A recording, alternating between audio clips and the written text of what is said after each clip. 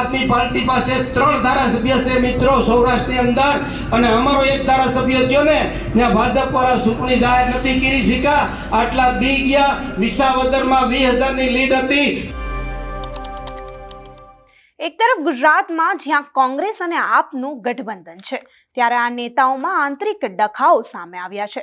કોંગ્રેસ અને આપ નેતાઓ જાહેર મંચ પરથી પોતાનો બળાપો ઠાલવતા નજરે પડ્યા છે।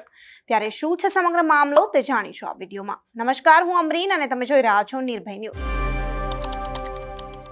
ચૂંટણી સમય પર જ નેતાઓ એકબીજાને વાગોવતા જોવા મળે છે। તેવા સમયમાં ગીર સોમનાથની બેઠક પર કોંગ્રેસ અને આપમાં આંતરિક ભડકો સામે આવ્યો છે। વેરાવળમાં આપના નેતા જગમલવાળાએ કોંગ્રેસના ધારાસભ્ય વિમલ ચુડાસમા પર કોંગ્રેસને દગો આપવાનો આરોપ લગાવ્યો છે। ત્યારે વધુમાં આ દગો લગાવવાના આરોપ સાથે શું આરોપો લગાવી રહ્યા છે તે જોઈએ।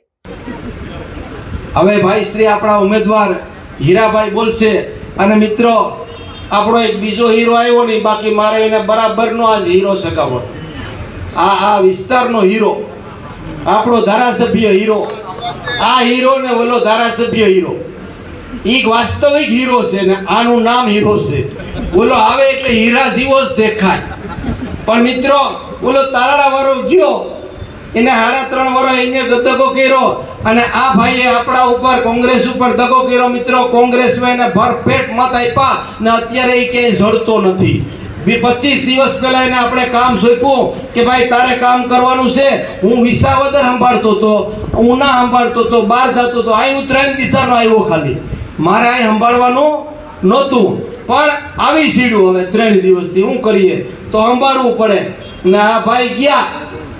અહીંયા અત્યારે સૌરાષ્ટ્રની અંદર એક જ ધારાસભ્ય કોંગ્રેસ પાસે છે, એ સોમનાથનો છે, એ પણ અર્ધ સરકારી થઈ ગયો।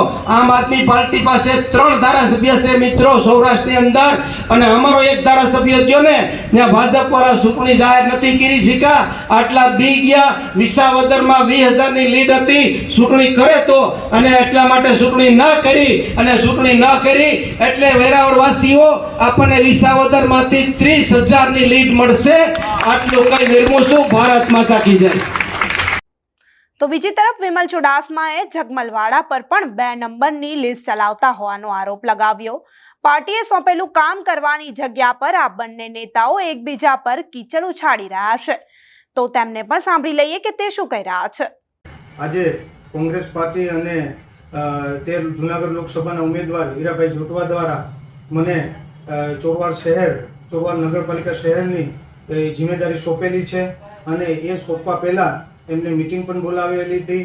એમાં વડીલ શ્રી હમભાઈ સોલંકી, વડીલ શ્રી મેરુભાઈ પંપાણિયા, વડીલ શ્રી જયકરભાઈ ચોટાઈ, જિલ્લા કોંગ્રેસ પ્રમુખ કરશનભાઈ બારડ અને તાલુકા કોંગ્રેસ પ્રમુખ હિરણભાઈ બામરોટે હાજર હતા, અને તેમને કીધેલું કે તમે બધે એમના ઘરે જાઓ। કરશનભાઈ બારડ જિલ્લા પ્રમુખને અને હિરણભાઈ બામરોટિયા તાલુકા પ્રમુખને એમને કીધું કે તમે એમના ઘરે જાઓ અને ધારાસભ્યને કહો કે ન્યૂ સોમનાથ વિધાનસભાની જિમ્મેદારી હીરાભાઈ જોટવા પોતે સંભાળવા માગે છે, અને ચોરવાડની જિમ્મેદારી વિમલભાઈ ચુડાસમા એમને કીધું કે એ સંભાળે, કારણ કે અહીંના જે ભાજપના ઉમેદવાર જે છે લોકસભાના એ અહીંના ચોરવાડના જ છે, એટલે ત્યાંની જિમ્મેદારી સંભાળે એવું મને મારા ઘરે આવીને આ બંને કીધેલું, અને આ બધા વડીલોની વાત થયેલી, એટલે હું આ જિમ્મેદારી ચોરવાડ નગરપાલિકાની સંભાળી રહ્યો છું। અને અમે આજે સવારે ડોર ટુ ડોર પ્રચાર પણ કેટલા દિવસથી ચાલુ છે, અને આજે દુકાન ટુ દુકાનો 5 વાગ્યા સુધીનો સમય છે। જગમલભાઈ વાળાએ જે મારી ઉપર આક્ષેપ નાખ્યો છે, એ જગમલભાઈ વાળા અવારનવાર આક્ષેપ નાખવા માટે ટેવાયેલા છે, કારણ કે 2022માં તે મારી સામે ફોર્મ ભરેલું અને 32,000 તેમની ગાડી અટકાયેલી, અને એ 3જા ક્રમ ઉપર આવેલા, એટલે 2022માં મારી સામે હારેલા છે। એના કારણે એ અત્યારે એ બોલી રહ્યા છે।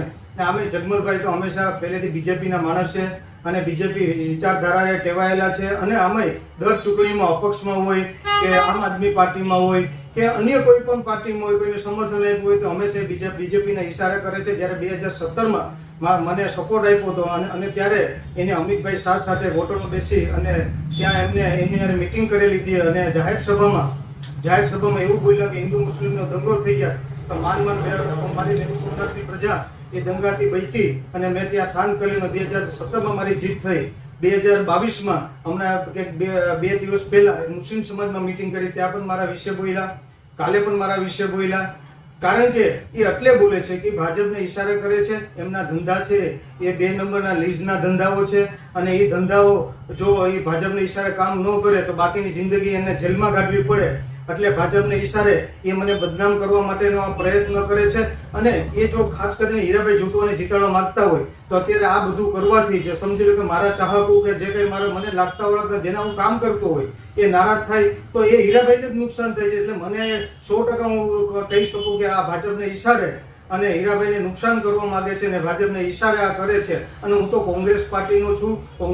પોતાને સમાજના સેવક ગણાવતા આ રાજકારણીઓ કોઈ દૂધથી ધોવાયેલા તો નથી, પણ ચૂંટણી સમયે એક થઈ જતા હોય છે. તો આ વખતે ગીર સોમનાથની બેઠક પર જોવાનું રહેશે કે ભાજપના વિવાદોથી ઘેરાયેલા ઉમેદવાર રાજેશ ચુડાસમા કે ખેડૂત નેતા હીરા જોટવાને જનતા કોની તરફેણમાં મતદાન કરશે. તો આ મુદ્દે તમારું શું કહેવું છે તમને કમેન્ટ બોક્સમાં ચોક્કસથી જણાવજો, તથા અમારી ચેનલ નિર્ભય ન્યૂઝને લાઇક, શેર અને સબસ્ક્રાઇબ કરવાનું ભૂલશો નહીં. આભાર.